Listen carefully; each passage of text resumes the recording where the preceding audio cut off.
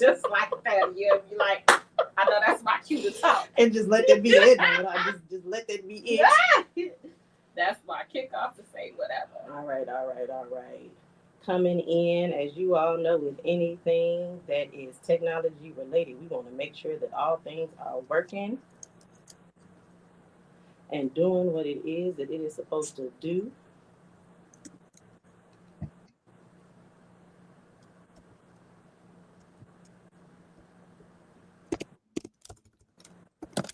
Okay, something not.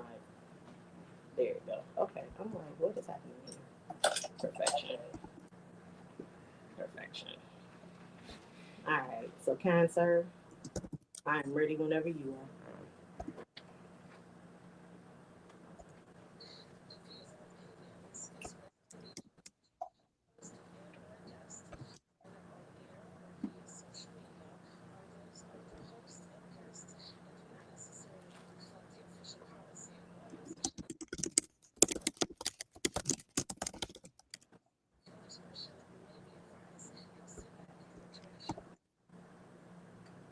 Welcome to the Let's Chat with AskCat radio show, where we're thrilled to announce you're going back. Well, not you. We're going back in time for forward movement.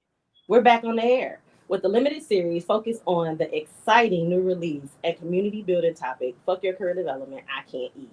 Make sure you join the conversation via the FB group. Over the course of 6 episodes, we'll be streaming live on our Facebook group and simultaneously broadcasting across the internet radio waves via Fluent Radio. Each episode will feature a maximum of 2 in-studio guests, while the rest of our community panelists will join us virtually. And yes, that includes you.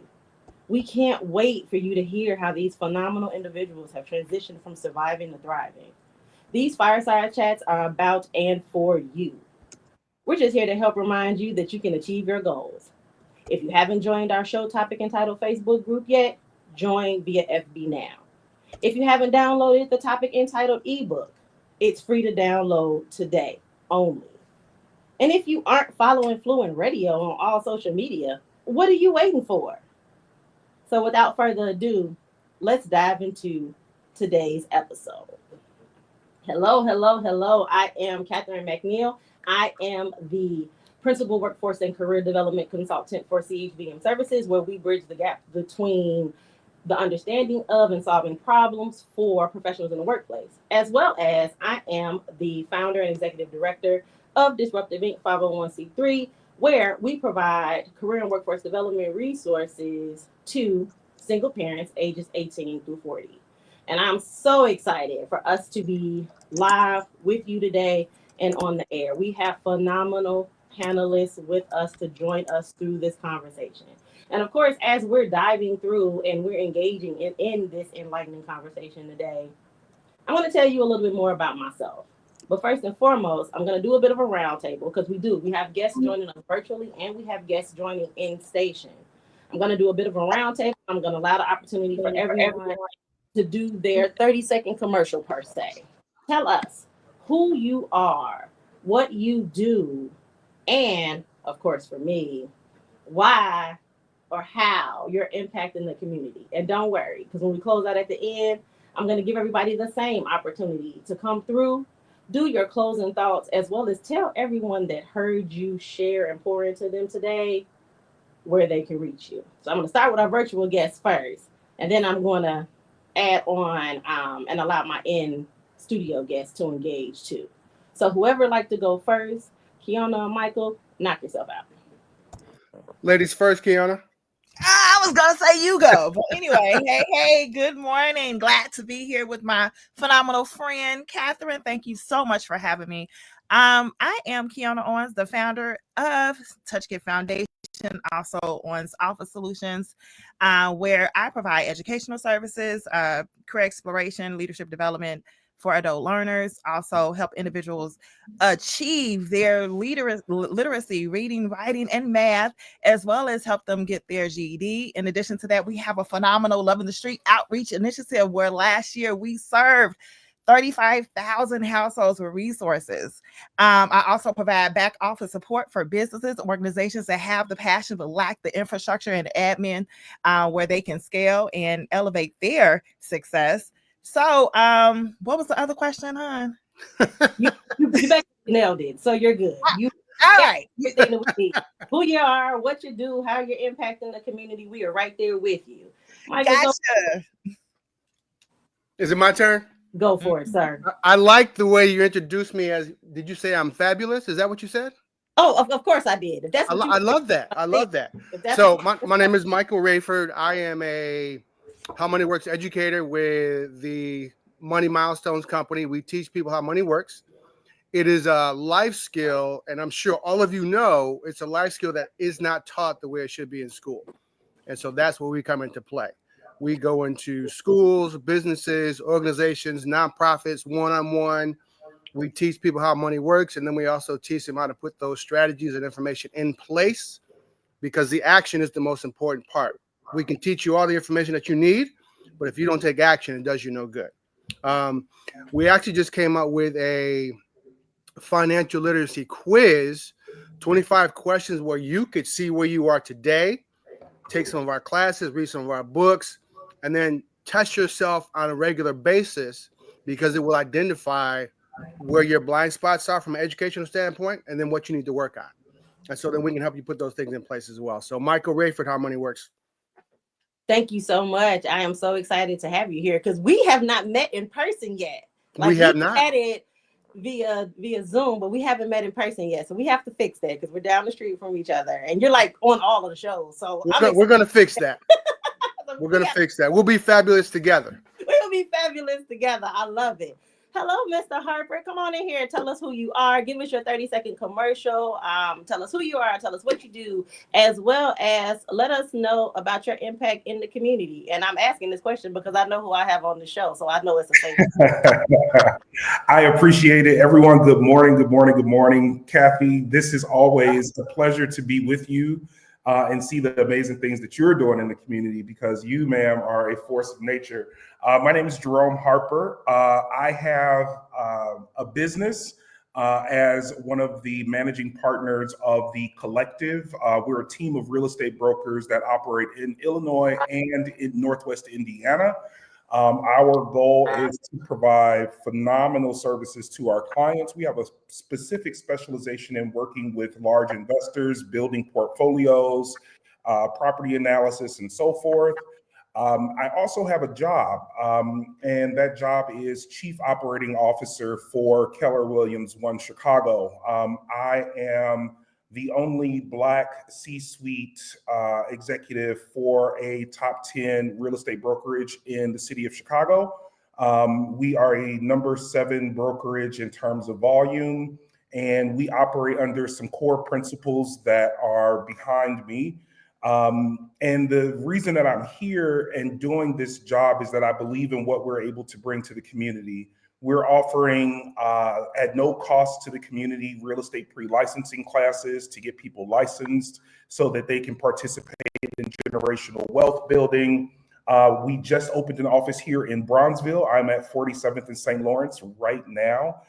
So having the ability to go out and walk 3 blocks to the place where my family moved from Tennessee to Chicago during the Great Migration and have a positive impact on generational real estate owners is just so powerful and important to me.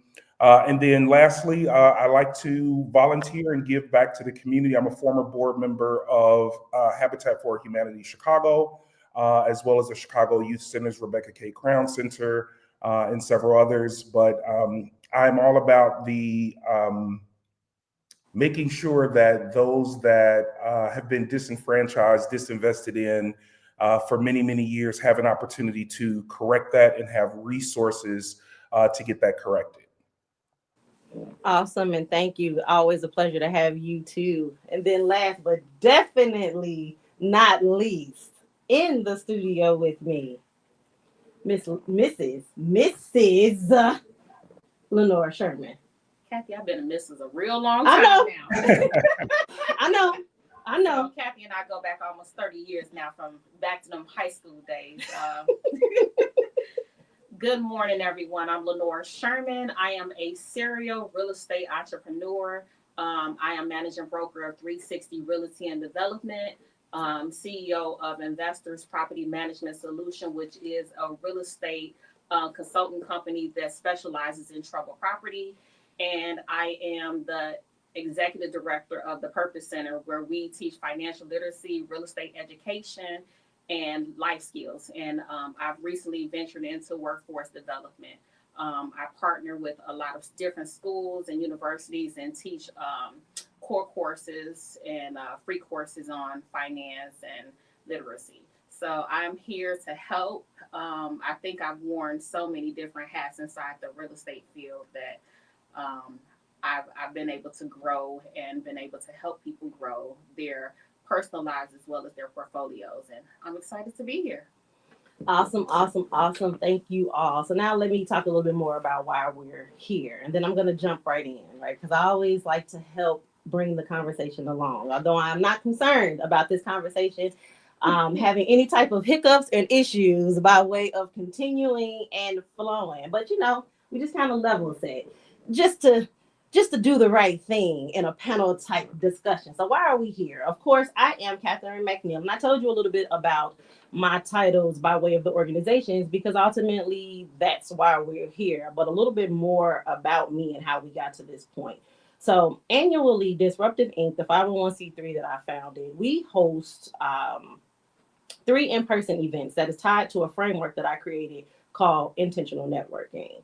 And because of the recent changes in administration, and we will not make this political, I'm just where we will share facts as facts are relevant, and they might just happen to tie in a political aspect. However, due to changes in the recent administration by way of changes to DE&I and impressions made upon organizations by way in which they provide dollars to that, my 501c3 is in a place where it is lacking funding.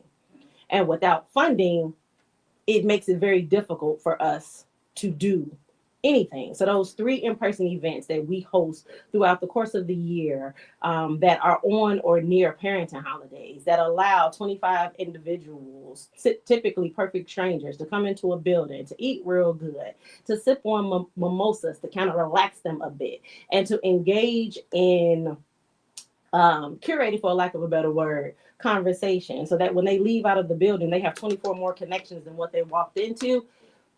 We're struggling with hosting those events for the year, but that's the reality of being grassroots and in the not-for-profit space. So we had an option. We said we could not do anything and ride this out. Me as the founder, I said I could fund this out of pocket, or I could pivot. And where we are right now is the pivot. So I went in my little closet and I wrote an ebook, because what I've seen across my for-profit and my not-for-profit is that regardless of your tax bracket, everyone is being impacted, and there is a struggle in some way, shape, fashion, or form. So how do I connect with everyone, regardless of where they are? So I thought about my own journey. I thought about the journeys of all of these individuals that you will hear from over the course of the next 6 months, right? And the thing that everyone has in common is that we got it out the mud, because y'all love that comment and y'all love that phrasing, right? But literally all the way up to the ownership of the radio station in which we are in, it is a got it out of the mud type of scenario, right? We come from the neighborhoods that are most deeply impacted. We come from the environments that are most deeply impacted, and yet every last one of us is successful in our own right. So if this has been the journey, it's unfair of me to keep that knowledge to myself. So the pivot was, let me do this quick read, because we all know that is another area of opportunity for us. We don't necessarily like to read things. We need 140 characters. We need to be in a video or a sound bite. So I created a quick read that gives you 6 survival tips, 7 thriving tips, and then the summary of which is how we got to the title of these shows. So every last one of the shows is the conjoined tip for you to walk away with. So for the course of our time today, we're going to talk about assessing immediate needs. And there is no subject that is taboo. You can share as much or as little as you choose to. I am not holding you or your feet to the fire in any way, shape, fashion, or form. My only ask is that we are transparent and we are honest in the conversation that we are having. Because what I have learned on my journey is that we learn by seeing. And whatever our definition of success is, which is extremely personal to us, in order for us to accomplish that, we typically have to see that live and embodied somewhere. So we're here to encourage. Bottom line, hard stop. If you're joining us virtually, or when you watch the replay of this virtually, you'll see scrolling across the bottom of the screen is my link tree. For the course of the live show dates, you can download the ebook for free. For those of you who may be joining us and listening to us via Fluent Radio, then you can go to my link tree /CHBM services, and the very first link is the Fuck Your Career Development ebook. And you can download that until midnight for free, because it's not about the money grab. That book it's $3.99. I made it cheap intentionally, right? Because there's no excuse for you not to get those tips. We're on the air for free intentionally. Well, not for free for me, but for free for y'all, right? Intentionally, right? Because I want you to be able to see, hear. I want the removal of any excuses. I want you to be encouraged and enlightened. I want you to understand that you are not alone. So with that, we're going to jump right in to the first question. What methods can individuals use to effectively identify their most pressing immediate needs? And I want to hear from everybody here. So I'm okay with however we go round robin with this, but I'm going to ask the question again. What methods can individuals use to effectively identify their most pressing immediate needs? Do you mind if I kick us off? Go for it, Jerome. Yeah. So I think people first, how do you feel is important. So you need to do a self-assessment, take your shoes off, feel the ground, do some deep breathing, and really have like an honest question with yourself about how do you feel? And that's not just physical, right? It's mental, it's emotional, it's spiritual, it's all of those things.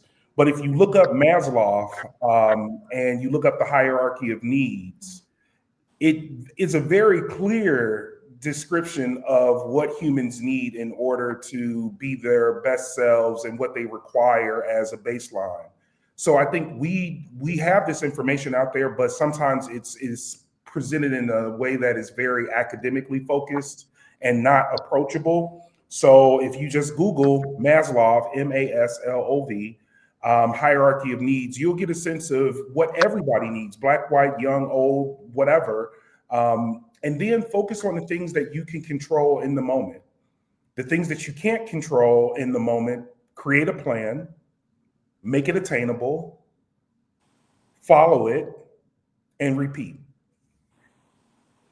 I love that. And I love the fact that you took it basically back to that wonderful little pyramid where literally at the grounding and the foundation of the Maslow hierarchy of needs is your basic day-to-day functions, which we're calling this out because every single last one of us has a variant of those basic needs. We get caught up with, the dollar signs and what we feel like people have in their bank accounts or what their house might look like, things along those lines. And we assume that, the need for love, engagement, respect, rest, right, to be included are all things that somehow mysteriously go away.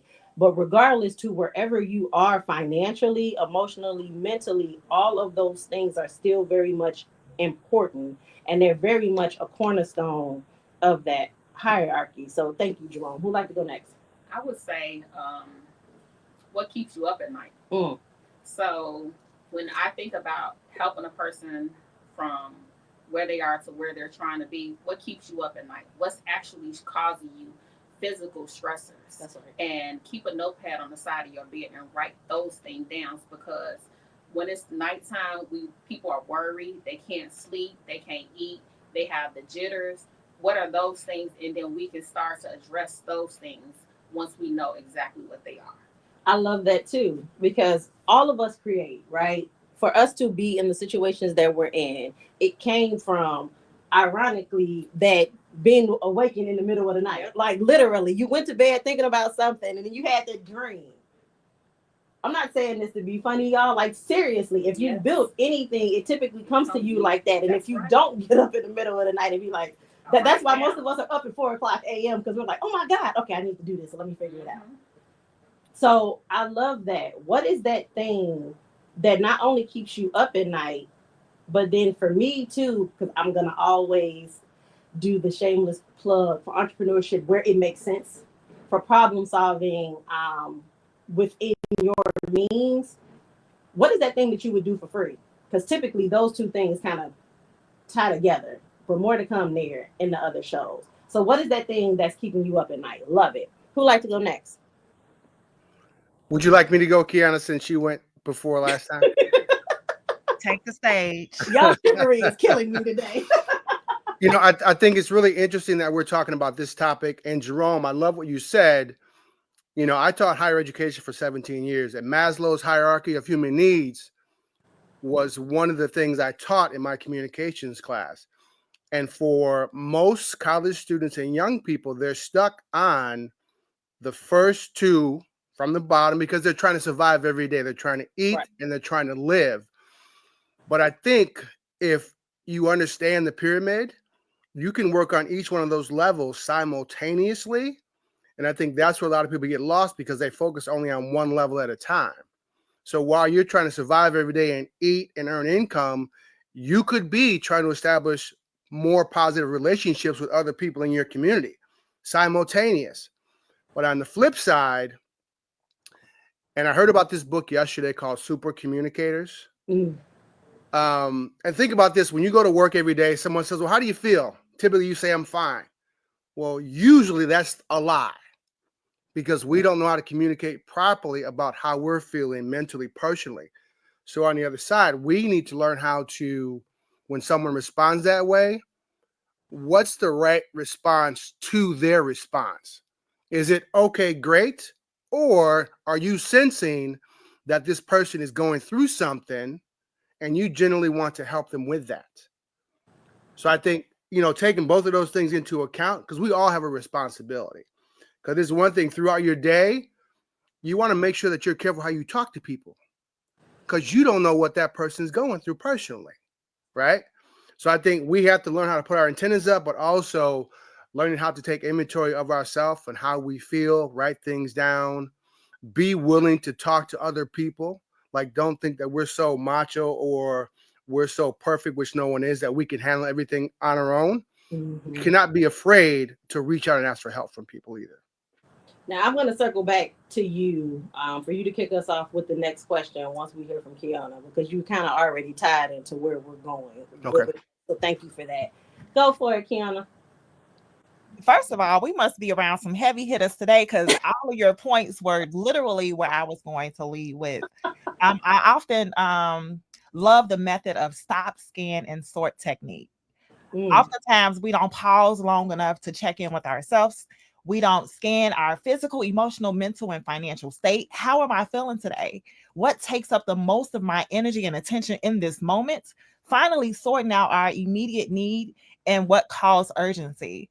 What's met, what needs are unmet, and if those needs are unmet, are they keeping us stagnant in that moment, in that season? We don't really I love community.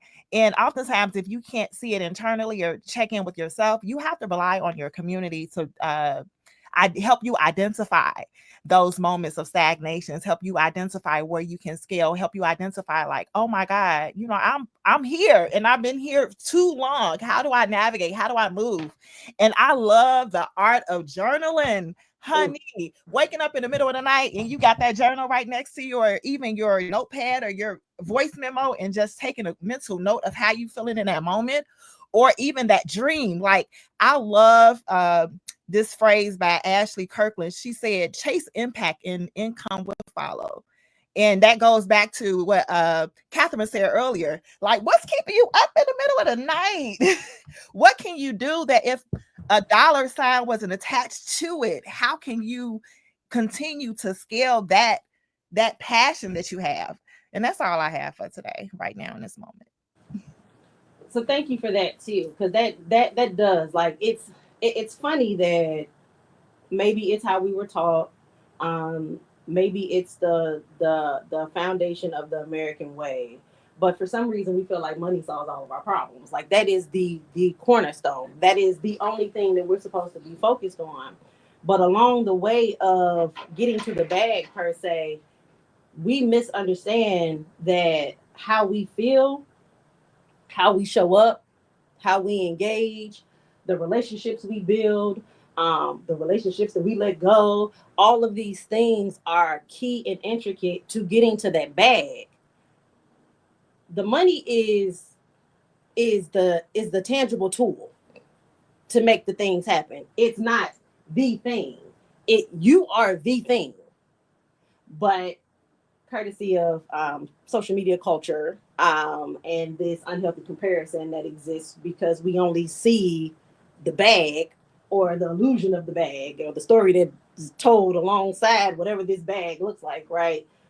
We neglect the healthiness of our emotions, our mental state, our basic day-to-day well-being, going back to that foundation, right, of the Maslow hierarchy of needs. We neglect everything having to do with that. So my next question, and Michael, we're going to start with you because you started us down this rabbit hole. So we're going to keep burning. In what ways can someone manage their emotional well-being while focusing on immediate survival? In what ways can someone manage their emotional well-being while focusing on immediate survival? I think I lost you. Can you hear me now? I can. Okay, great. That's a great question. I think, when we take inventory of ourselves, like, what do we like to do? Because you need some way, some outlet for your emotions to go through. So whether that's working out, one of my colleagues does, she crochets blankets and they get displayed in museums. So that's her emotional outlet. So, whatever that may be for you, working out, dancing, some type of club activity, with a girls' night out, whatever it may be, that release where you have kind of built your community. Because again, that takes care of yourself and that gives you the strength to take on whatever other challenges you're taking on as well. And that's why it's important to work out like the first thing in the morning, because now you have taken care of yourself. You feel good. You accomplished probably the toughest thing you had to do the whole day, first thing in the morning. So now the rest of the day can be a pretty smooth transition because you're ready for the day, right? And that's just why it's important to do the most difficult things first in your day, because if you let them go towards the end, you typically don't have the energy or the strength to try to tackle them. So I love that. And Lenora and Kiana, I'm going to save us for last in regards to this question, but we're going to answer it because I'm going somewhere with this. I noticed when you were giving the examples, you said girls' night out. You didn't say guys' night out. And I'm picking on you intentionally there, not from a negative standpoint, but because our young men and our adult males, right, are struggling in creating those healthy environments without feeling judged, without feeling ostracized, when they need, the whole purpose of girls' night out is for us to not have to be whoever it is that we have to be throughout the course of the day, right? So I'm pausing here for you and Jerome specifically to speak to and share some of the things that you do in this aspect, because our men need to understand that it is safe for them to build community in this aspect and to do these things. Let me go first, Jerome, just because this is a lesson that I learned. So I'm in financial education. Mm-hmm. And with the experience of financial education, the financial industry is male-driven, Caucasian male-driven, and typically when that professional would sit down with a couple, his energy and focus would be on the man. Yep. The woman would get left out either because she didn't have the confidence to say anything or she wasn't given the opportunity to speak. And I never understood that, but I went to an event with my wife and it was a kid's birthday party. And so here the men are trying to have conversations with each other, but all we can talk about is sports. Mm. The women, and this could be a new woman who showed up, but as soon as they sit down, they have a much deeper and richer conversation because they're talking about their children. They're talking about the relationship with their mother. It has more substance to it. And so when I say girls' night out, because I know the purpose of that. Mm-hmm. When I go to my guy's crib and watch the game, I got to think about, okay, I can only have a drink or two. I can't stay out too late. I want to see my kids before they go to bed. It's not the same type of relationship or conversation or quality time that I'm spending as compared to like a girls' night out. Much deeper relationship that you guys have. And I give you kudos. And I didn't understand it until I sat back and I witnessed. I'm like, they're having a real serious conversation over here trying to get to know each other. Where we're just talking about, did you see the Bulls play last night? And then the conversation just kind of dies. Mm-hmm. Right? There's no substance to it. Yeah, I think I agree with a lot of that. I think that the one of the challenges is that I don't know that men necessarily understand how to put together a quality circle and maintain it, because there's so many societal inputs to that whole process that men have to navigate. But what I'm happy about is the younger men that I have in my life that I interact with and that I speak to on a normal basis, on a regular basis, they seem to be turning that down a little bit. They seem to be more willing to have I heard these guys that were getting off the bus, and the one guy told the other one, "I love you, bro." And he just walked away. And I said, "Oh, wow. Okay. All right. We're getting somewhere. We're getting somewhere." So I think part of it is that it's important to first understand who your circle is. If you show me your friends, I can show you your trajectory. Come on. Right. So I think if you're not, if we as men are not being thoughtful about who we are maintaining friends with, that doesn't mean that you don't speak to folks, but friends are different, right? It's your chosen family. So I think that's one part of it. The other part of it is recognizing that your network is your net worth, which is the other side of that, right? So what are you being deliberate in how you're developing your friend groups? The people that grew up on the block are one thing, right? And Michael, I came up through wealth management, and you are 100% right. You know, it's very male dominated, but also at the end of the day, that male domination is fueled by people who have things in common, right, wrong, or indifferent, that they choose to kind of coalesce around. So I think part of it is that you have to expand your horizons. Expand your horizons. Get out. Go learn how to play pickleball. I know that sounded old. Everybody is talking about pickleball. I know it sounds old. Pickleball, whatever. Get in a league of champions. Get in a fantasy football league. Do the things that put you around people that are equally yoked, which is a whole other conversation, but also intellectually curious. Mm. If the only thing that you have to talk about is deviant behavior, see, I edited myself a whole lot there. If the only thing that you have to talk about is deviant behavior, not to say that there's not a place for that, but if that's all you have, you're a one-trick pony, right? And who wants to be that? You basic. So if you can't figure out how to expand your horizons, find people that talk about that, you're losing. I have a group of friends. We travel every year. We take a New Year's trip. We take a summer trip, and we tear it up. We have a great time, and it's amazing. And it just takes a little bit of work to curate the people that you choose to spend your important time with. Well, thank you both for that. Because again, to the men that are listening, and Mr. Fluent, if you have something that you want to add, of course, you are more than welcome to chime in. We are not picking on you. If the focus of this series is for us to transition from survival mode to thriving, then there will be no man, pun intended, left behind. But that also means that we have to call you to task and hold you accountable, because a part of the growth journey is your willingness to take that step back and look at those 4 to 5 people around you. And I'm going to challenge you here too, because if you can't look at 4 to 5 people around you, that's a different conversation too. You have to have man, woman, boy, girl, monkey, Cherokee vehicle, whatever you are, you have to have a community, a healthy community around you for you to lean on. Your true identity, your true what is the word I'm looking for? Because it's not character, because character is who you are. Your true image is comprised of who you think you are and who people say that you are. It is a combination of both. So if no one is saying anything about you, that's a question in and of itself. And if everything about you is tied to someone else, that is another question in and of itself. So are you building a community? What does that community look like? And this is going to sound a little morbid, but it is something that you have to consider. If an individual was standing up eulogizing you, what would they say? Come on. And would you be good with what is said, right, wrong, or indifferent? Would you be okay with that?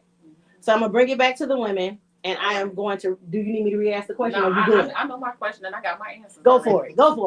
First of all, I want to hit on 2 points. The first one is that your circle. My circle, we call it the millionaire circle, because I'm not going to comment because they're all millionaires, but that's fine. I'm not going to comment. So my core circle, we are the millionaire circle, and that means that how I'm doing in my life, how my kids are thriving, how my close inner circle best friends are thriving, when we pull up in our cars, what we all look like, what our houses look like, and we cross relationships. That means that each one teach one, and we grow as a circle of friends. And outside of our circle, we have an impact on all of those that are directly impacted, connected to us. So I have my core circle, and then I have my exterior circle, my outer circle. And all of us are impactful. Each one teach one. And we all grow together. That's the first thing. Your circle is very important. Not the circle that you socialize not just the circle that you he with, but the circle that you build with. Those are my core people, and we all impact each other's lives, and our businesses cross each other's businesses, so we network together.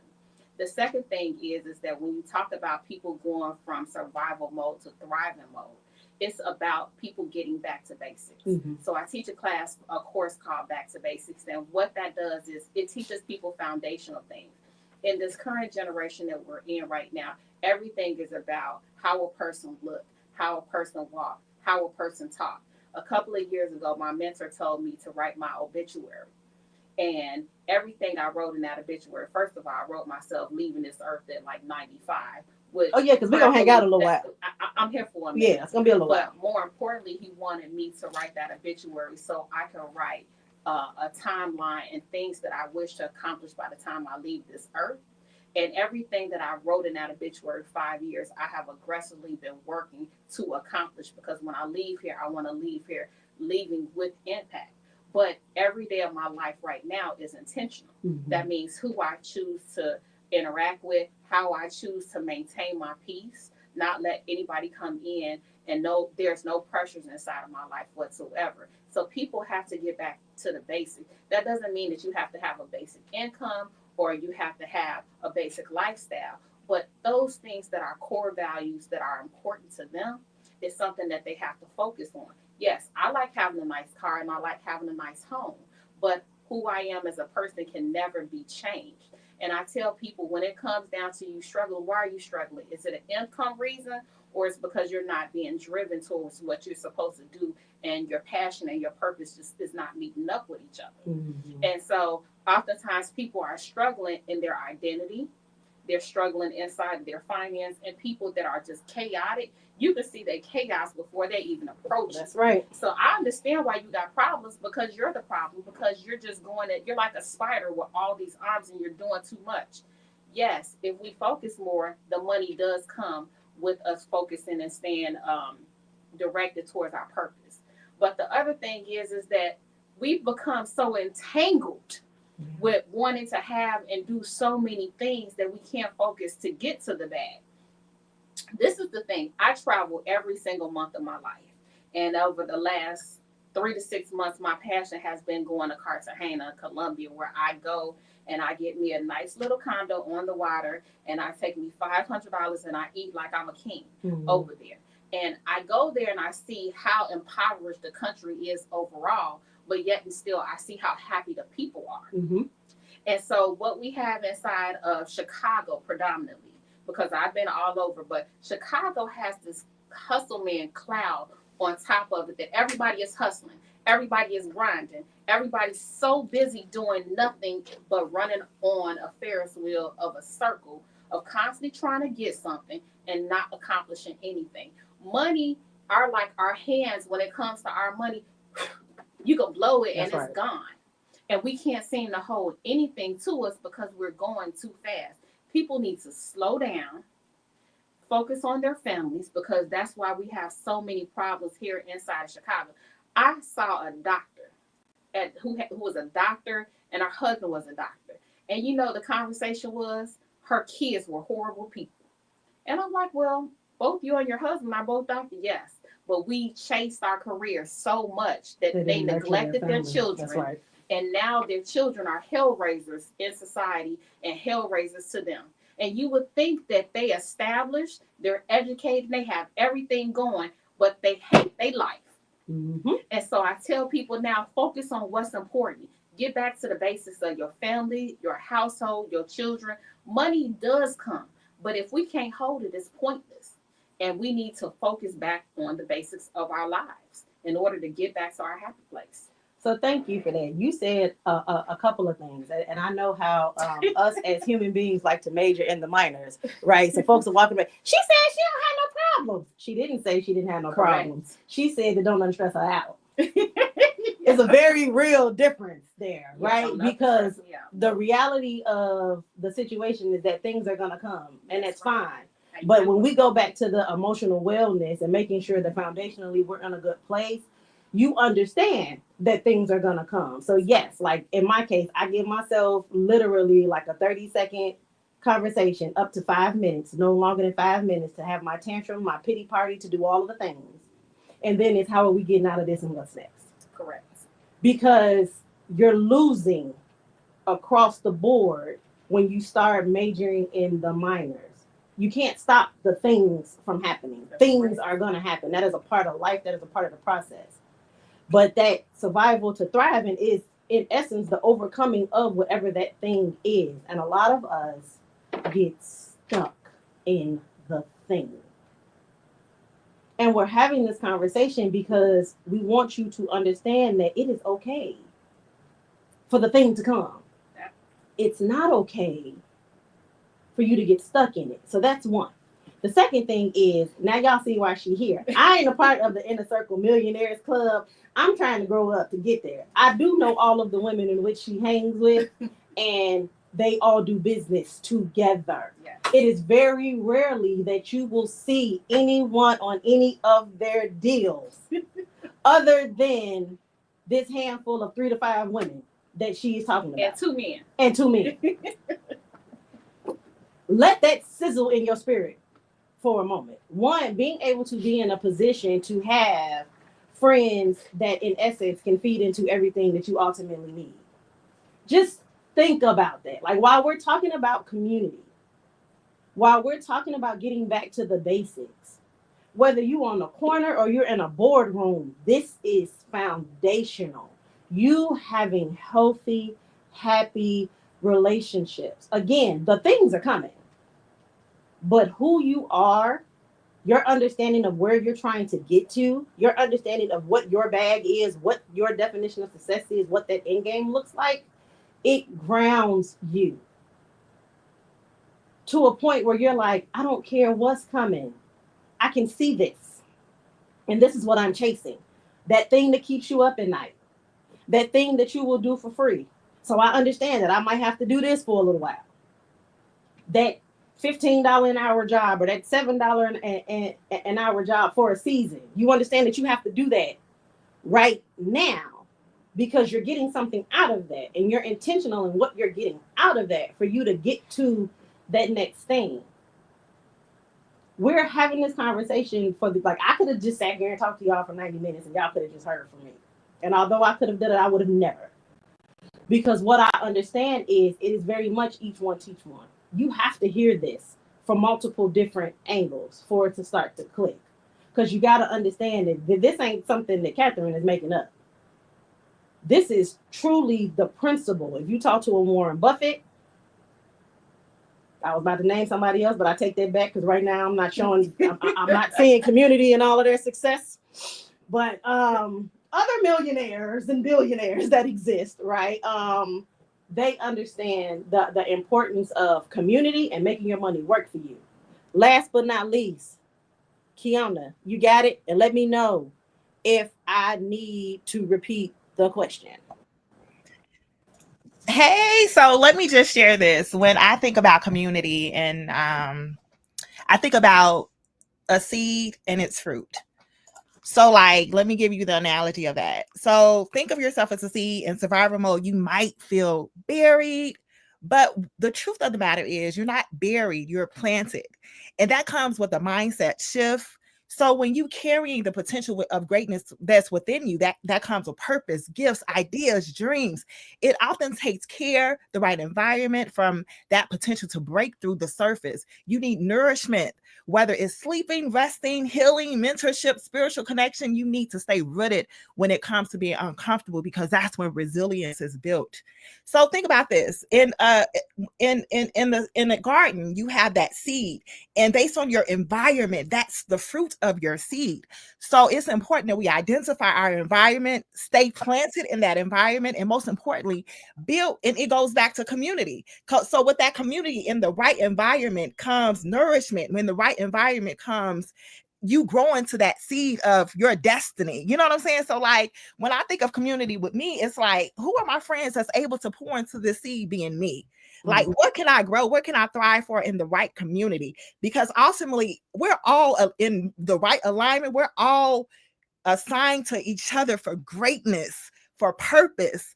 And if you don't identify that community, the right environment can cause stagnation. The wrong environment can cause stagnation. It can cause you discomfort. You know, it can cause you chaos. And like I can't remember her name, but she said when you're in a chaotic environment, you can see that heads on. So when you think about it, if you're in the right environment, you can see the purpose, the potential of that person. And it's so crucial. I think we don't sit long enough with ourselves to identify what is causing that chaoticness, what is causing us not to be able to reach our full potential. And if we don't tackle that, then we just going to be stuck, stagnated, confused, disoriented, and you know, all the nicks and the bolts. So I think that it's important that we just find the right community, pour into that right community, allow that community to pour into us. And if we, you know, like Catherine is a part of my community. I love Catherine to pieces. She sends dissertations every day to our group chats, but it's because of that relationship. She can correct me when I'm wrong. She can help me. Hey, Kiana, you going the wrong way. I need you to pull back. You know, it's like fishing. Pull me back in so I can continue to thrive in my right garden. That's all I got. Now, you said a couple of things too. And y'all, I don't know this ladies. I don't know none of what she's talking about. I ain't never met her before a day in my life. I'm just joking. But anyhow, the reality of it is you said a couple of things. And it all ties back to accountability. The beauty of community is being able to, we're going to just go down a little rabbit hole here for a moment, is thrive in conflict.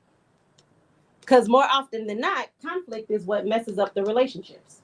Correct. We don't know how to disagree thoughtfully. We don't know how to disagree respectfully. We don't know how to disagree. We feel like once someone disagrees with us, they are Benedict Arnold, they are a Judas, and we are no longer in relationship.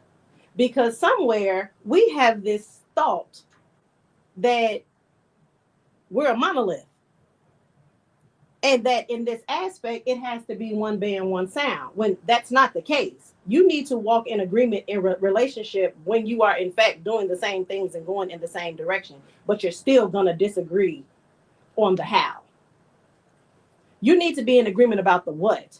At the end of the day, and I'm going to use you as an example, we're going to be the millionaire mindset or the millionaire circle. That's the what.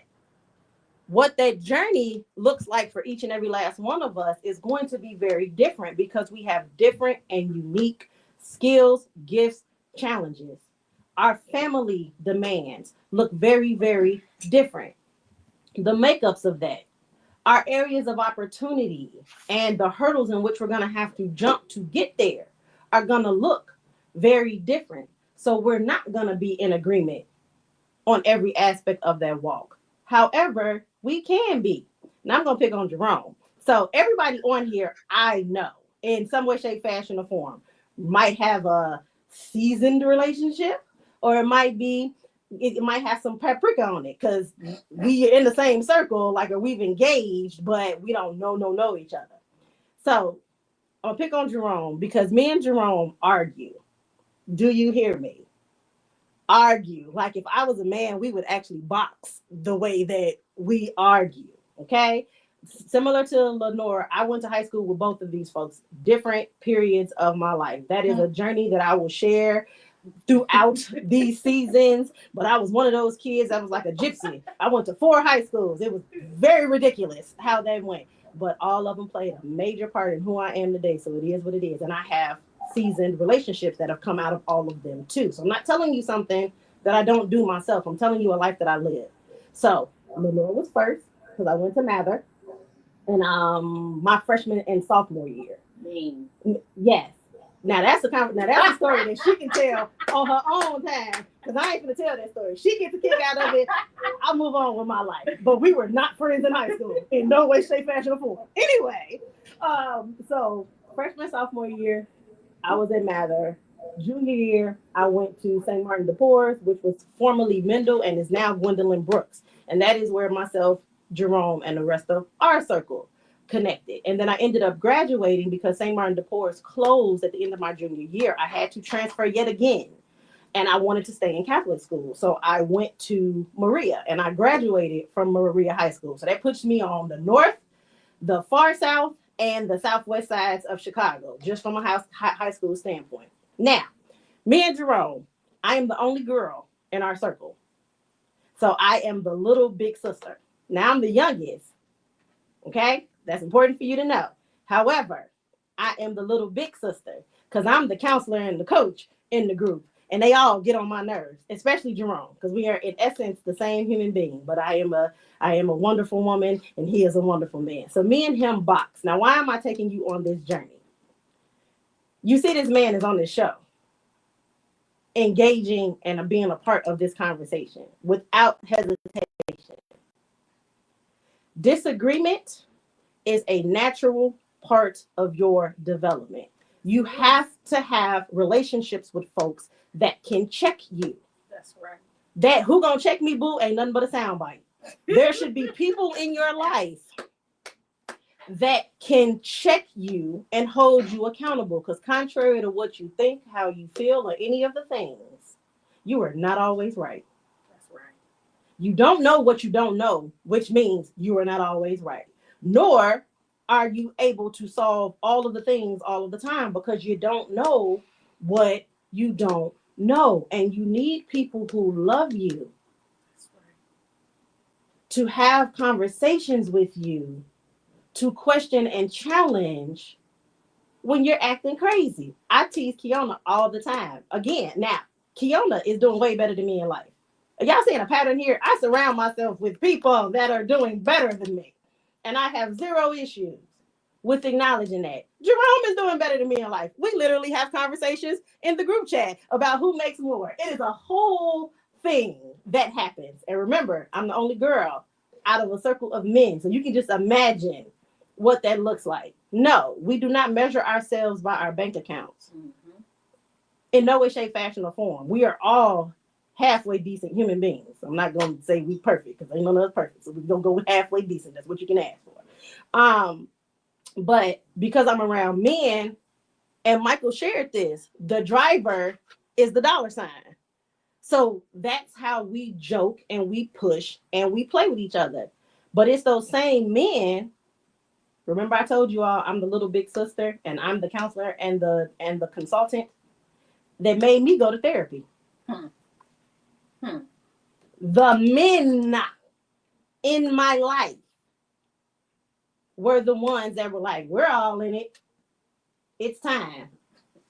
I had got to the point where I was experiencing temporary blindness from stress-induced migraines. And they were like, you put everybody else first. Let's go ahead and you start having that, you start practicing aggressively what it is that you're preaching. Why am I telling you all this? Your community and your circle matters. You need people to do more than just rah, rah, rah and cheer you on. You need people that are like, what the fuck are you doing? Respectfully or disrespectfully, depending on what it is that you're doing. You need people to ask you that question and to challenge you in that aspect. And you don't need to be at 6, 8, or 12 figures to start to build that, because I promise you the air gets thinner the farther you go up. So if those circles are not already ingrained and built, it's going to be a whole lot harder for you to find them when you get up there, because everybody wants something from you. That's right. So while you're in struggle mode, while you're in survival mode, it is an excellent time for you to start finding out who your people are. Hey, go for it. Okay, so first of all, she's a bully. Kathy is. I echo that. Echo. Okay, so let's just start there. Let's just make sure that we start there. Don't you say nothing. Don't you get on from over there. Go back. I can't wait for the group chat after this. I haven't been this excited in weeks. So I want to just share this very quickly. So I have my business partner that all of the businesses that I run with one person, Nate Thompson, my business partner. Nate and I did not get along all the time, or most of the time, when we first met. And what ended up happening was we would bump heads because we were each accustomed to being I don't want to say alpha dog because I don't like alpha, but we were the people that were used to being in the driver's seat, right? We were type A personalities like Kathy, high D on the DISC assessment, all of those things. But what we had to sit down and do after several months is just ask each other a simple question. What is going to be our basis of disagreement? Foundation. Right? If I don't agree with you, that does not mean I'm saying you're a terrible person, you are not as smart as me. It is saying that my background, experiences, and everything else leads me to a different conclusion than yours. Now, what I would like to do is see it from your perspective. I always, whenever I'm in an argument, the best way to get yourself in and out of an argument is to see it from the other person's perspective. 100%. Right. And I think that's something that most young people don't know how to do because they're not taught that. They're taught, you the ops, I can't fuck with you anymore, this, that, and other. It's like, well, no, if he told you that you are fucking up, then take a moment and say, what would it look like if he was telling the truth? That's right. Pause. Take a step back. Yep. So I think that's just super important. But yes, Kathy is the bully. I'm just gonna let this, sizzle for a little bit because everybody chimed in except for Michael because he's the only one that don't know firsthand because he has not been bullied yet. However, so you telling me it's gonna happen? It's coming. It's definitely coming. It is a character trait. I bully bullies. So you bully bullies. I bully bullies. So I'm not a bully. I mean, we don't know yet. Okay. You bully humans. But there you go. But in the most magnificent way, because see, here's the thing about Kathy. Kathy has called me out on things that I'm not perfect. My therapist still makes a very, very handsome penny talking to my crazy self. Kathy has a way of synthesizing what she knows over those 30 years and bringing it back to you and putting it in front of your face. That's why this is important. If you don't have people who can go back and say, hey, listen, you know you might not be in a good relationship with your girl because you haven't dealt with the issues from when your mom died. But you don't have that because you get rid of everybody who has history with you. Right? So Kathy, I mess with you, but I think you're one of the greatest humans on the planet. Oh, I'm fine. No, she ain't. Let me send this. Let me get this group chat going. Let me put myself on mute. My phone do not disturb, so I ain't gonna see nothing until I leave here anyway. But in all fairness, so the other side of that though, right? And I'm perfectly comfortable with being used as the example there.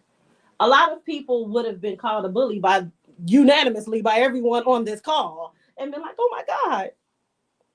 Can I go even deeper on this? You absolutely can. Go for it. So from 96 to 2019, I was a college adjunct. So I'm teaching young adults, right? And I always thought that once I got into teaching, I would get tenured, I would save the world, I would educate as many young people as possible. But found out that I wasn't going to get tenured. Adjuncts are at the bottom of the totem pole. Pandemic happens, we don't have a job. The educational system is backwards. Like these conversations that we're having, these are life skill conversations that should be taught in college without so much focus on general credits, because we know we've all been bullied on some level our whole educational experience. That's right. And now these kids going to high school continue to get bullied and deal with difficult situations and relationships and networking. And now you send them off to college. Those other issues have not been dealt with yet. That's right. So once they now get into the world after graduating, now all these mental health diagnoses come up and all these things when they should have been addressed 15 years ago. That's right. And thank you for going there, because we see it in the corporate space. We see it on university campuses. We all just heard a story of, in the name of brotherhood, a young man was just killed because he was pledging one of the fraternities, and they unintentionally or intentionally, whatever, beat this young man to death. This is not the type of bullying that we're talking about when we talk about me, just for clarity. However, there is a reality that comes alongside that. And being able to identify and differentiate. Because if I was the bully in the classical sense of what we're talking about, none of these people would have showed up to be a part of this. So then that makes you ask the question, what are we talking about here? I bully people into doing what's best for them. I do.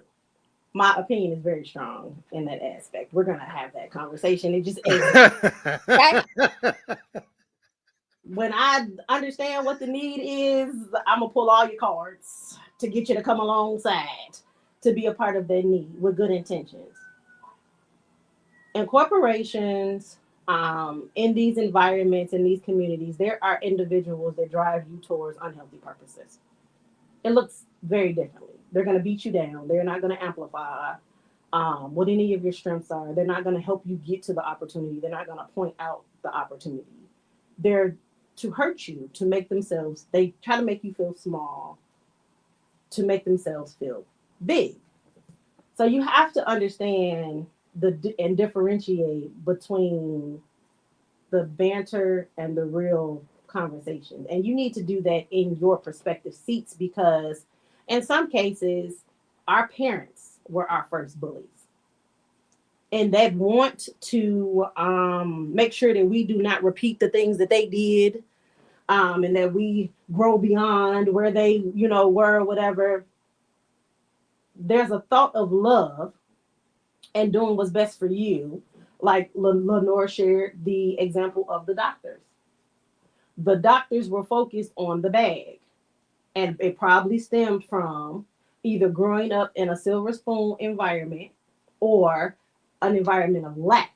So they got to a point where they were like, I don't want this for my children, so I'm never going to see this again. So I have to zone in, and my focus is not these wonderful little individuals that will be the next wave of society, because they're going to understand. I did all this for you.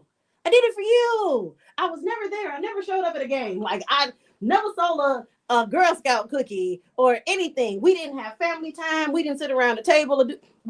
I was not physically present. I was not emotionally pouring. I was not creating a psychologically safe and mentally stable environment for you because I needed to be able to provide for you because, the money was the bag. And if you ask a kid today, what's more important? You being present or the money and the gifts that you give them, they will always say your time, your Always. The core of every breakdown in a familial household outside of direct abuse in some way, shape, fashion, or form is absent parents. Yep. You can be physically present, emotionally, mentally absent. And then there's a whole trickle down that comes. Like we started this conversation from a wellness perspective because if you're working all the time, you are depleted. You are unable to pour in these other aspects because your cup is empty. Mm-hmm. And that is another part of the assessing of the immediate needs. So let's say poverty from a financial standpoint is not your issue. The money's flowing. You're good in that aspect, right? Where's the other opportunity? Does your wife or husband like you? Come on. Or when you walk in the door, are folks like, oh, mommy's home, daddy's home, I'm out. Right? We're laughing because we can all think of someone that this applies to. Oh, yeah. People that sit in their car in the garage. And mentally prepare themselves because they know they're about to walk into chaos. Yeah. We see the social media posts. This is normal conversation. People share way too much on social media. However, it makes for great conversation because more often than not, folks don't have diaries and they think that, these 1,000 followers or whatever are actually their friends. They're therapists. Yep. Or now, because we have Chat GPT, we can literally create the prompts for Chat GPT to be our therapist in lieu of actually leveraging.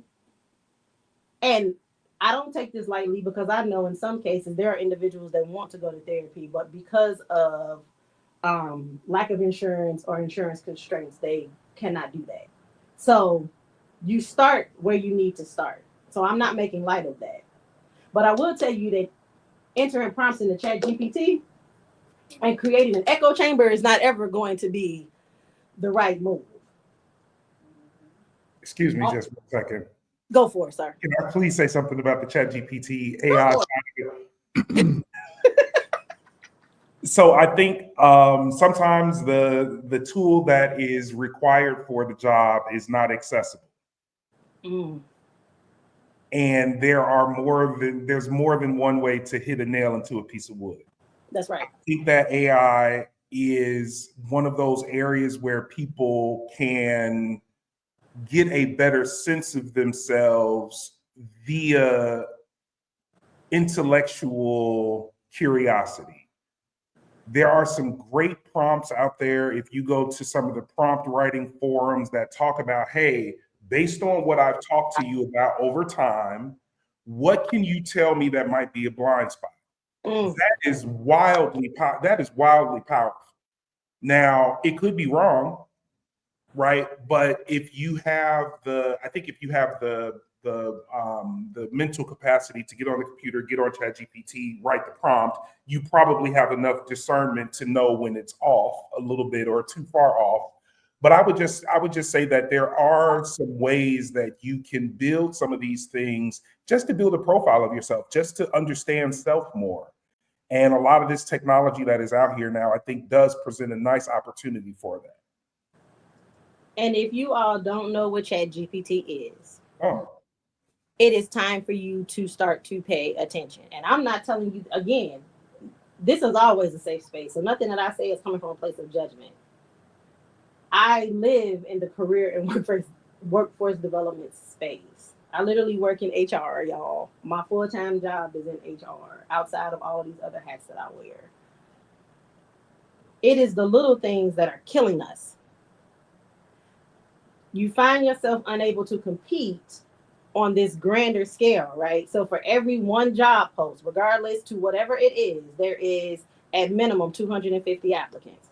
For every one job post, whether qualified or unqualified, that is the reality of it.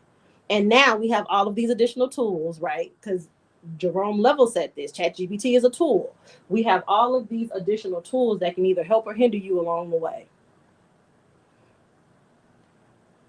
It is our responsibility, if we want to pivot, and as we're looking and we're assessing immediate needs, where are your skill gaps?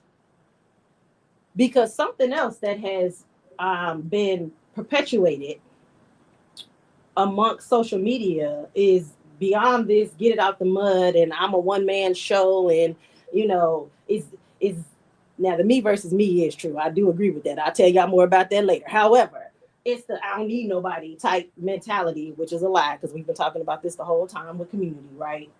Is that you can walk out of a high school classroom and you should be making six figures. 100%. Not a tangible skill. Yes, you are a wonderful human being in your own right. In your own right. You have to start to create a resume and produce data that then helps others say, I want to pay you X amount. Without that foundation, without that credibility, without those receipts, it is simply you believing that you are a wonderful human being, and you should continue to believe that. But remember what I said, who you actually are. Your image is a combination of what others say and what you say. Being able to assess your immediate needs is being accountable, being able to own that you have areas of opportunity. I can't do what any of these individuals on this panel do. That's not my area of expertise. I live in my little box. I play in my little sandbox. I'm very comfortable with that. I do very well in my little sandbox. And I'm happy with that. I do not feel less than because I can't do what these other people do. Can I tie these? I know you're on a roll. Can I tie some of these pieces together? Go for it. Because what I'm thinking is, number one, as I just think about the word conflict, if you don't know, conflict is good. There's productive and there's non-productive. So if you understand that from the beginning, you understand, okay, so we're having a disagreement. That's not necessarily a bad thing. So That's right. What can I learn from this situation? But then talking about community, if you want to be successful and you have a vision of what you want to accomplish from an asset standpoint, financial standpoint, that person you are today can't be the same person that accomplishes all those things. So you have to be willing to invest in professional and personal growth. And this, again, is where community comes into place, because if you're not willing to put yourself out there to build and grow those new relationships that you're uncomfortable with, you're going to be stuck and stagnant. And so if you don't know how to assess, and that comes back to the very first question, if you don't know how to take inventory on the way you feel, why you feel, how you feel, and then where you want to go, it's just going to be a continuing cycle of being on that hamster wheel.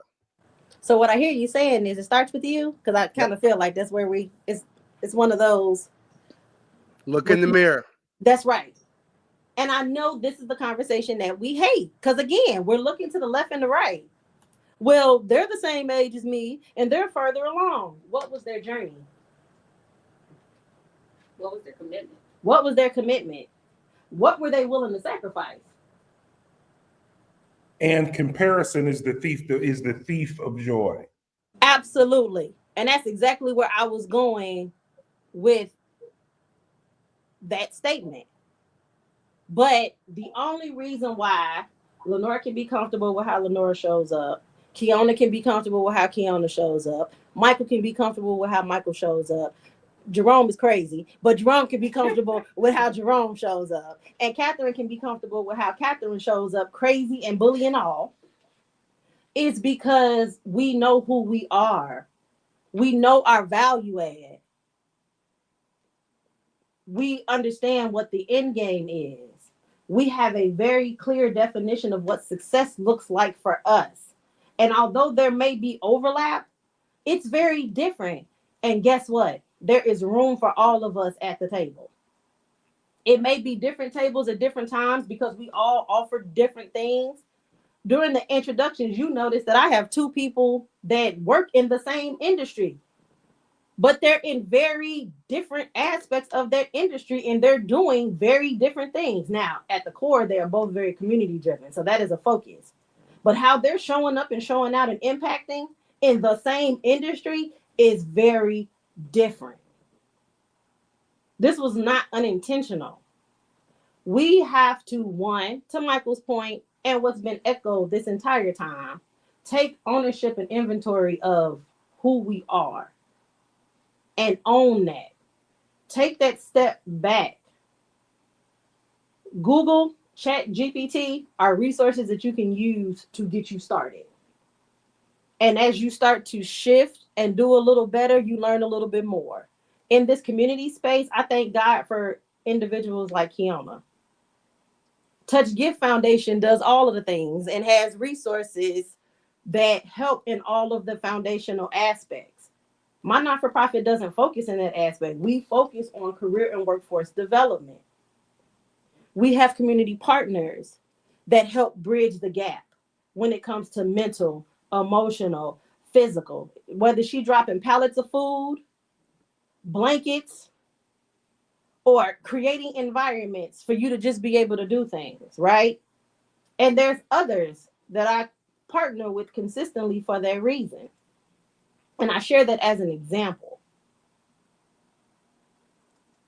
Take that step back. Be honest with yourself about where you are right now. Challenge yourself to then get in conflict with yourself. Because as you're looking at where you are right now, are you happy? Are you fulfilled? What is the consistency among whatever those answers are? And that's where you start. And then I promise you, as cliche as this sounds, I promise you, every time you start taking a step in the right direction, the resources that you need are going to start to unveil themselves. But you, again, have to have that willingness to be okay with raising that hand and say, help.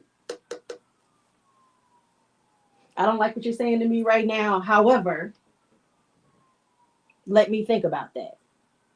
So we literally have 13 minutes left in this show. You all have absolutely been amazing. So I want to provide the opportunity for you to give your last thoughts and, of course, to tell everyone where they can reach you. But I'm gonna start us here because I kind of already started down this road. What resources or tools would you recommend for assessing daily needs in a challenging environment?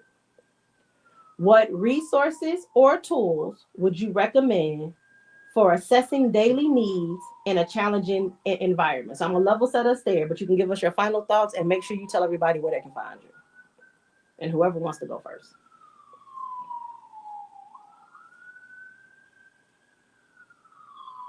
I love when everybody speaks at once. It makes me so happy. I'll go first, since I'm in studio sitting here. You hit on one very important thing that you spoke about. And the resources and tools, there are a lot of different resources. The biggest thing is that people have to acknowledge that, one, that they want help and need help, because there is a lot of help out here. My husband is a parole commander, and when I look at him and all the people that he interact with, who you would consider that are at rock bottom because they may have just gotten out of prison or something, there's a ton of resources. So if you're already free and someone's not telling you when to eat and when to have a meal, you're doing great. If you woke up this morning, you have your eyelids and you're able to open your eyes, you're still doing great. The number one thing is people have to make a choice that they want better and to do better. And from there, they can get the resources and their help that they want, because everybody knows somebody that can help somebody. Everybody can. The second thing that I wanted to point on is that in the economy that we're about to head into, people need to, like I stated earlier, get back to basics. What is it that you need? Food, shelter, water, clothing, those are necessities. And when I think about so many people, like you said, regardless of your tax bracket, where you are today, if you are a 5-figure earner or if you're a 7-figure earner, like you stated, everybody's having problems and they're just having to shift their dynamics of who they are and where they are inside of life. Everybody has a problem. And I don't care who you are, what you think. A lot of people think that making more money will make their problems go away. I know millionaires who struggle to sleep at night. Mm-hmm. And I know people that don't have food on their table and they're struggling to eat. Now, one thing I've learned how not to do is how to become people's crutch. Mm-hmm. I cut that off because that was me setting up boundaries. But when there's a need that you have, you find the resources if you decide that you want them. Okay, struggle is a mentality.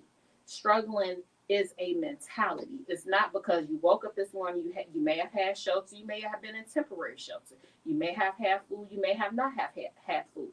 But it's a mentality shift. When you talk about what it is that you need to do first and foremost, you have to be tired of being tired. That's right. That's the number one thing I would tell anybody, because when I was getting started as a developer, one of my biggest houses that I made the most money on was a house that was sitting abandoned that the city wanted to demolish. And it had 3 feet of sewer crap in the basement. And I couldn't hire one person to go over there and clean the basement out. You know what I did? I went and got some waterproof booties and I shoveled shit myself in order to get it until the city came and fixed the sewer line. But I was tired of begging people to come and help me to the point where I did it myself. Even though I had the money and the resource, and I saved 10 grand by doing it myself. But it's a mentality shift, because we can put all the resources in front of a person that we want to. We can have the podcast. I can give them an A to Z instruction on how to become a millionaire. And the reason why I speak for free, the reason why I teach for free, because out of 100 people, you'd be surprised if 2 or 3 take me up on the opportunity to get mentored for free. But it has to be a mind shift, first and foremost, to want help and to do better before any resources can come in and help people. That's right. Absolutely. Now tell them where they can find you. Oh, you can follow me on, just hit me up on my email is lenorsherman@gmail.com, LENORSHERMAN@gmail. If you email me, I will email you back, and you can go on my webpage, which is my name, and Facebook is my name, and my everything is just simply my name. You Google me, you'll find me. Thank you.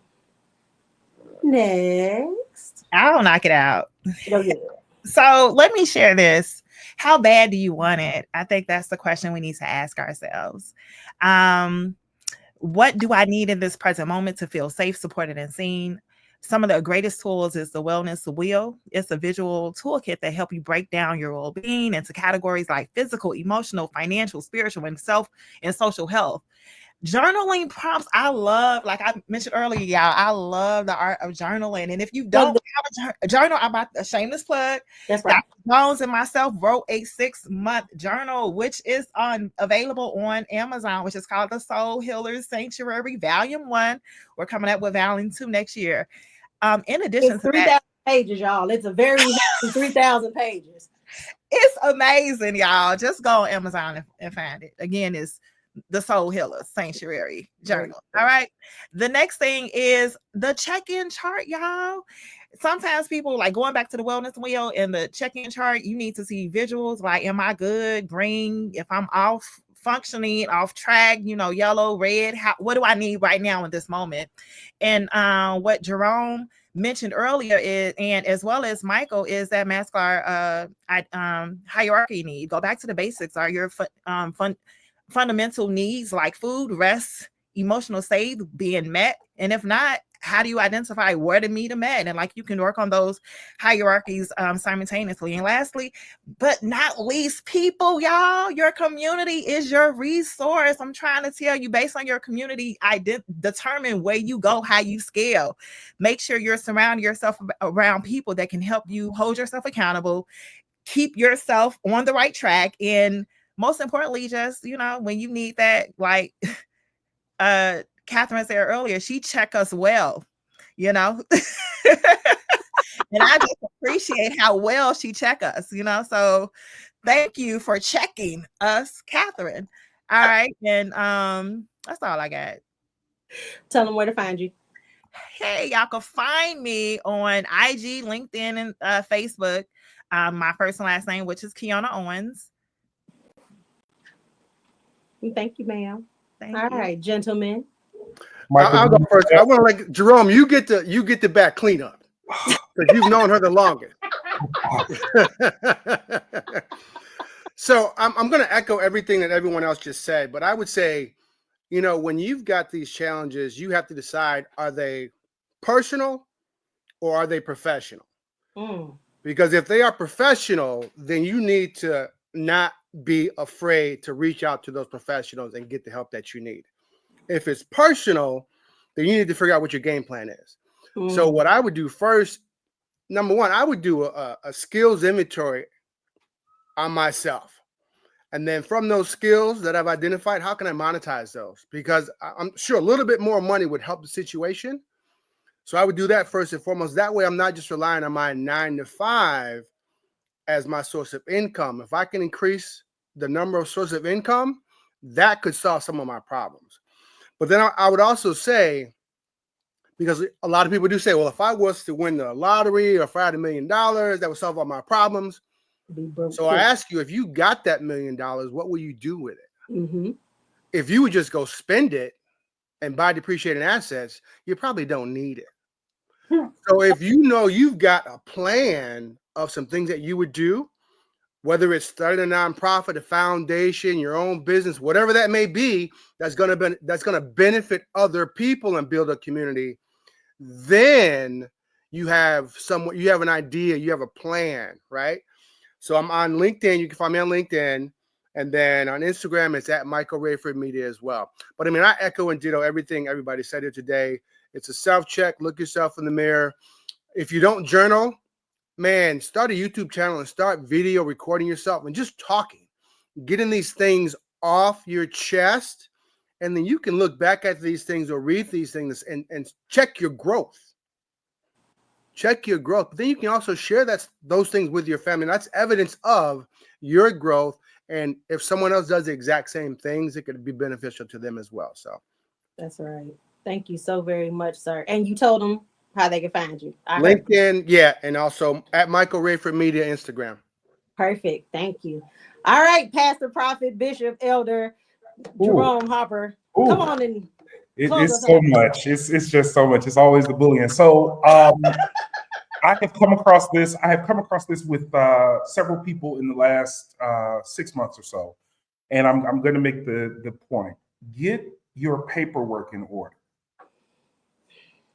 Make sure you have your birth certificate, your social security card, and an ID, because the gig economy exists, but there is a barrier to entry. There are two barriers to entry. If you don't have your paperwork together, and if you have certain criminal background, things on your criminal background. Now, there are ways around that. There are some of the gig economy places. And when I say gig economy, I'm referring to Uber Eats and Grubhub and Fiverr and TaskRabbit and all of these things. Because at the end of the day, sometimes there is no shortcut. So Lenore said that she was shoveling shit in the basement. That was not, that's not what she expected. I would imagine that's not what she expected to do when she went into the project. That wasn't her first project. She started somewhere. So as we're thinking about getting yourself to a place where you can be self-sufficient, figure out a way, what is the thing that you can do today to set yourself up for success tomorrow? Get your paperwork in order. Have your ID. There are ways, if you are unhoused or you need resources, the Secretary of State will give you a free ID. Okay? Be curious, get online, get that going, because one of the unfortunate things about living in a society that is capitalistic at nature is that it takes money to do most things that are worthwhile. Okay? But you are locked out of this economy if you can't show up and say, I'm Jerome Harper, here's my proof. We talked about ChatGPT. We talked about a lot of these things. These things can change your life, but it's not overnight. And there are no shortcuts, right? So I think it's very important for people to just take the first step. You know, we're talking to a lot of different people. There are people in the comments that I know, and I know the different groups that they're in. And you have to recognize that everything is not going to be, it's not going to work for you. You're not going to make $1 million next year.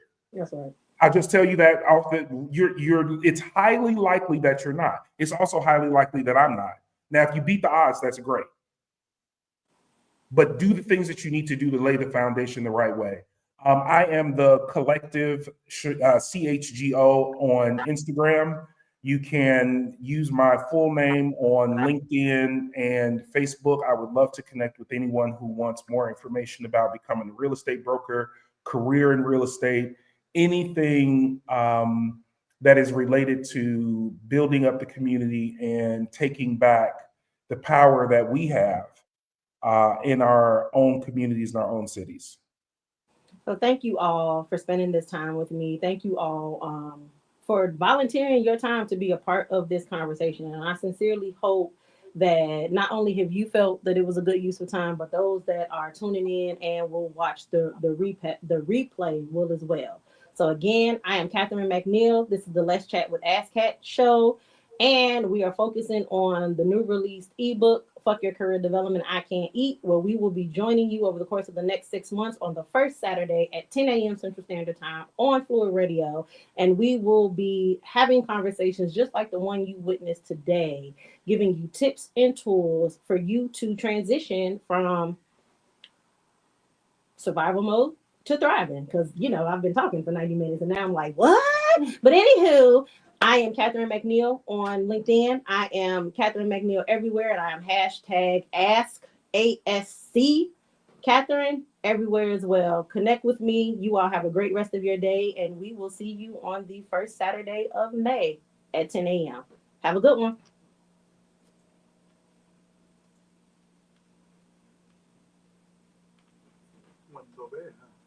We're good. Thank you all. Thank you so much. I will put the video on my YouTube. I will share the link with you all when I do that. And then the audio from the radio station is going to go on my actual podcast. So I will give you the links to both once I establish those. And I truly appreciate you all beyond words. Thank you so much. And I hope you have a great rest of your day. You too. Peace out.